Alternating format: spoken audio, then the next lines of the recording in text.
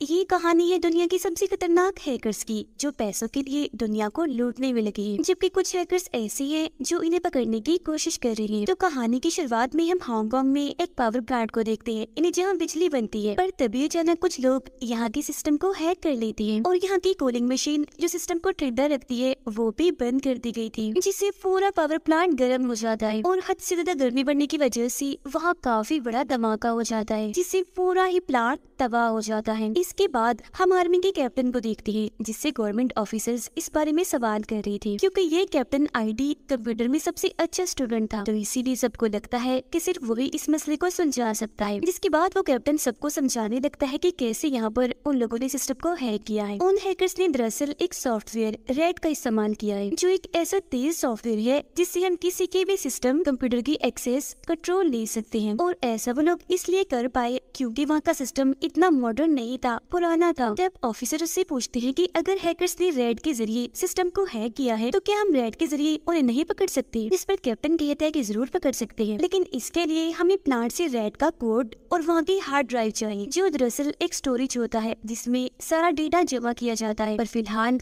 हम वहाँ नहीं जा सकते क्योंकि पावर प्लांट की तबाह होने की वजह से वो जगह गर्म हो गई है और अब हमें जगह के ठंडा होने का इंतजार करना चाहिए। वो फिर सारी डिटेल्स एफबीआई को भी भेज देता है ताकि वो भी इस बारे में पता लगवा सके। एफबीआई वाले उसके पास कुछ कोड्स भेजते हैं, जिन्हें पढ़ते ही वो परेशान हो जाता है और सीधा अपनी बहन के पास आकर उसे सारी बात बताता है और ये भी कि मुझे तुम्हारी मदद चाहिए क्योंकि तभी मैं इस सारे मसले को सुलझा पाऊंगा। पर वो मना कर देती है कि मैं मसरूफ। तो वो दोबारा उसे समझाता है कि एफबीआई ने कुछ कोड्स मेरे पास भेजे थे, जिन्हें पढ़कर मुझे पता चला है कि वो हैकर्स बहुत ही खतरनाक है और उनका नाम ब्लैक हैट है, जिनका दिमाग काफी तेज चलता है और अगर इन्हें ना रोका गया तो ये क्या क्या करेंगे इसका अंदाजा किसी को भी नहीं। और इस काम के लिए मुझे कोई भरोसेमंद और कंप्यूटर की माहिर चाहिए जो मेरे लिए तुम हो, तो मेरा साथ दो। जिस पर अब की बार वो मान भी जाती है। तभी इन्हें पता चलता है कि उन हैकर्स ने शेयर की मार्केट में भी छेड़छाड़ की है, चीजों की कीमतों को उलट पुलट करके रख दिया है। ये जानते ही पहुंच जाते हैं एफबीआई के पास, जहाँ इनकी मुलाकात एफबीआई की एजेंट से होती है, जिस पूरे ही मसले को देख रही थी। कैप्टन उसे कहता है कि मैं उन्हें ढूंढ लूंगा, पर इसके लिए मुझे एक आदमी की जरूरत है जिसका नाम निकोलस है, जो कभी हैकर हुआ करता था। उसका नाम सुनकर एफबीआई एजेंट भड़क जाती है कि अभी निकोलस तुम्हें नहीं मिल सकता, वो भी जेल में है। तुम्हें अंदाजा नहीं उसने कितने बैंक्स लूटे, कितना पैसा कमाया, इतनी सफाई से सब किया कि किसी को पता भी न चला। तो मेरा नहीं ख्याल कि वो तुम्हारे काम आ सकता है। तब कैप्टन कहता है कि जब मैं MIT में था तब मैंने और उसने मिलकर एक किताब लिखी थी जिसमें ज्यादा काम उसका ही था और उन्हीं चीजों का इस्तेमाल इन हैकर्स ने भी किया है। तो अगर हमें उन चिराग हैकर्स तक पहुँचना है तो उनसे भी तेज इंसान की हमें जरूरत है, जो और कोई नहीं बल्कि निकोलस है। अब उसकी ये बातें एजेंट को समझ आ जाती है, तो किसी तरह वो निकोलस को बाहर निकलवा ही लेती है। फिर ये लोग आते हैं सिस्टम के पास हैकर्स का पता लगवाने के लिए, जहाँ ये जान पाते हैं कि जो सिस्टम हैक हुआ है उसमें काफी तेज कोड्स डाले गए हैं, जिन्हें समझने के लिए इन्हें रेड सॉफ्टवेयर इसमें डालना होगा। तो निकोलस खुद सिस्टम पर बैठकर चेक करने लगता है। उसे वहाँ एक फाइल मिलती है, जिसे जैसे वो खोलता है तो पता चलता है कि यही रेड सॉफ्टवेयर है। फिर वो वहाँ की वर्कर से पूछता है कि तुम कोई चीज भूल तो नहीं रही, मतलब की गलती से तुमने अपनी कोई डिवाइस ऐसे ही छोड़ दी हो पर उसे कुछ याद नहीं था। फिर वो पूछते हैं क्या कोई ऐसा भी वर्कर है जिसने हाल ही में यहाँ से नौकरी छोड़ी हो। तो वो बताता है कि हाँ, एक आदमी है जिसने यहाँ सिर्फ 1 महीने ही काम किया है और वो इधर का मैनेजर था। और जब इन्हें पता चलता है कि उस मैनेजर के पास यहाँ की एक्सेस, यहाँ का कंट्रोल था, तो वो यहाँ की सारी फाइल्स को चेक करने लगती है। उन्हें इस मैनेजर के घर का पता भी मिलता है, तो ये फौरन वहाँ पहुँचते हैं। घर पर उसकी लाश मिलती है क्योंकि उसने ड्रग्स बहुत ज्यादा ही ले लिया था। अब निकोलस इस मैनेजर के कंप्यूटर को चेक करता है, उसे पता चलता है कि वो एक आदमी से बात किया करता था, जो और कोई नहीं बल्कि वो हैकर है जिसने हर जगह तबाही मचाई हुई है और वो पावर प्लांट भी तबाह किया था। वो इस मैनेजर से मिलने वाला था, पर इससे पहले इसकी मौत हो गई।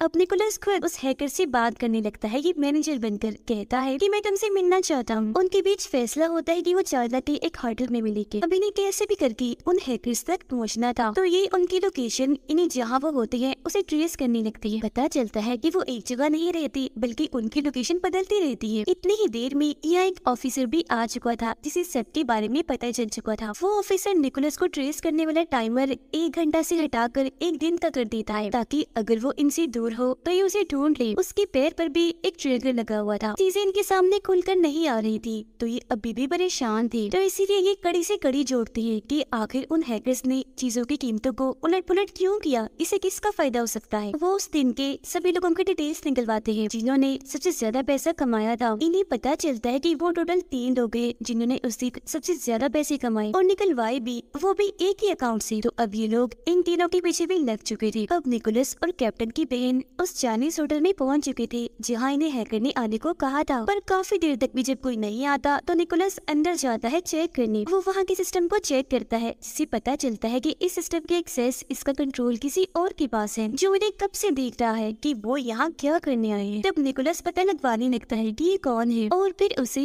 उस आदमी के कंप्यूटर का कोड पता चल जाता है। उससे ये बात करता है। वो आदमी निकोलस से पूछता है कि तुम कौन हो। तब निकोलस उसे अपना नाम कुछ और ही बताता है जिस पर उस आदमी को गुस्सा आ गया था। कहता है कि वो जल्द तुम्हारी मौत होने वाली है। ये देखकर निकोलस फौरन सिस्टम बंद कर देता है और कैप्टन की बहन यानी अपनी दोस्त को लेकर यहाँ से निकलने लगता है। पर कुछ लोग यहाँ इन्हें मारने के लिए आ गए थे जिनके बारे में निकोलस को भी पता चल चुका था, इसीलिए वो इन्हें चकमा देकर यहाँ से निकल ही जाते हैं। बच निकलने के बाद वो सबसे पहले कॉल कैप्टन को करता है। बताता है कि किसी ने उस मैनेजर को जानबूझकर मारा था। उसकी मौत ड्रग लेने की वजह से नहीं हुई थी बल्कि किसी ने जानबूझकर उसे मारने के बाद उसके सिस्टम में कोड डाल दिया ताकि हम लोग उनसे बात कर सके और हमें रास्ते से हटाने के लिए वो यहाँ पहुँच जाए। जो सुनकर कैप्टन कहता है कि अब उन लोगों ने तुम्हारा चेहरा देख लिया है तो जरा संभाल कर सावधान रहना और अब हमें जल्द से जल्द उन तक पहुँचना है क्योंकि लोकेशन का तो पता चल ही गया है हमें। मगर ये भी तो हो सकता है कि वो किसी और सॉफ्टवेयर का इस्तेमाल कर रहे हो जो लोकेशन गलत बता रहा हो। हर एक बात और जिन 3 लोगों का पता चला है उन्होंने तकरीबन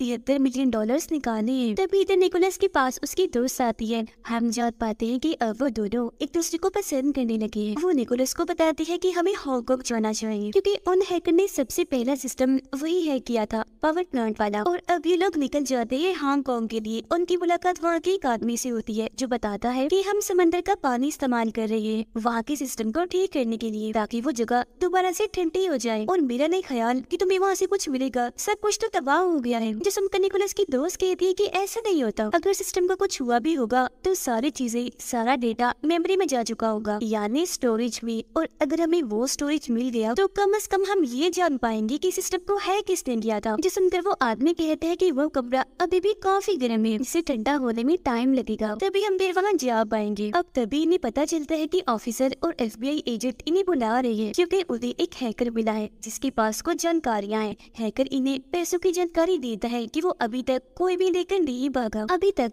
वो अकाउंट में ही है। तब निकोलस उससे पूछता है कि क्या आप बता सकते हैं कि तीनों आपस में बात कैसे करते हैं। हैकर कहता है कि वो बात नहीं करते, बस मिलते हैं। FBI एजेंट निकोलस से पूछती है कि तुम भी तो एक हैकर हो ना और ये काम तुम पहले भी कर चुके हो, तो अगर उन लोगों की जगह तुम होते तो क्या करते। निकोलस बताता है कि मैं जितनी जल्दी हो सके पैसों को लेकर गायब होता क्योंकि पैसों के साथ कुछ भी हो सकता है और पैसों की मदद से मैं पकड़ा भी जाता। यहाँ अब निकोलस को सारी बातें समझ आने लगती है। वो कहता है ये 3 लोग नहीं है बल्कि कोई इनका हेड भी है जो इन्हें बता रहा है कि क्या करना है। जब भी तो पैसे अभी तक अकाउंट में ही पड़े हैं। अब ये लोग उनके सारे डेटा को ट्रैक करने लगते हैं, इन्हें वो कहाँ जाते हैं, जिससे पता चलता है कि ये 3 अलग अलग जगहों पर जाते हैं और फिर एक जगह आकर तीनों लोग मिलते हैं। मगर इन्हें ये पता नहीं चल रहा कि ये लोग आखिर हैं कौन और वो कौन सी जगह है जहाँ ये लोग आपस में मिलते हैं।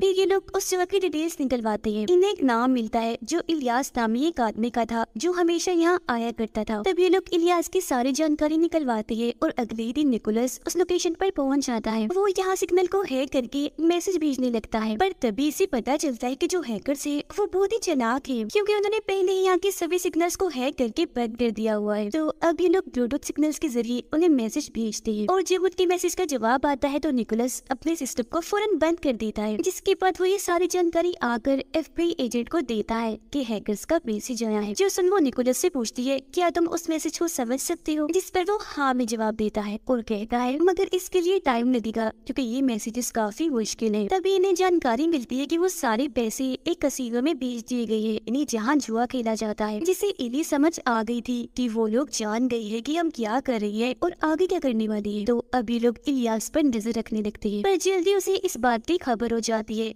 वो यहाँ से भागने लगता है। ये लोग उसका पीछा करते हैं। इनके बीच और इलियास के लोगों के बीच काफी गोलियां चलती है। यहाँ पर इलियास अपना दिमाग लगाता है, वो कुछ पैसे वही जोड़कर अकेला ही शहर की तरफ भाग जाता है, जिससे इन लोगों को भी वापिस आना पड़ता है। तभी निकोलस के पास कैप्टन का मैसेज आता है जो उसे बता रहा था कि पावर प्लांट की गर्मी को कम कर दिया गया है, तो अब हम लोग वहाँ जा सकते हैं। तो अब ये लोग वहाँ जाकर सिस्टम के पास पहुँचते हैं। सिस्टम में से स्टोरेज को निकाल दिया था जिसका सारा डेटा निकोलस निकाल देता है, पर उसे पता चलता है कि सारा डेटा खराब करवा दिया है, मतलब कि अब ये डेटा इनके किसी काम आने वाला नहीं है। तो इस वजह से वो सोच में पड़ गया था। FBI एजेंट से कहता है कि जब तुम लोगों ने मुझे गिरफ्तार किया था तब मैंने भी अपना सारा डेटा खराब करवा लिया था, इस यकीन के साथ कि कभी तुम लोग उसे रिकवर नहीं करवा सकोगे, ये डेटा दोबारा सही करवा के वापस नहीं ला पाओगे, पर तुमने ऐसा कर लिया, आखिर कैसे? जिस पर वो बताती है कि फ्रांस ने एक सॉफ्टवेयर बनाया है जो बहुत ही तेज कंप्यूटर की मदद से चलता है। उसकी एक्सेस कंट्रोल थोड़ी देर के लिए ही मिलती है, जिस दौरान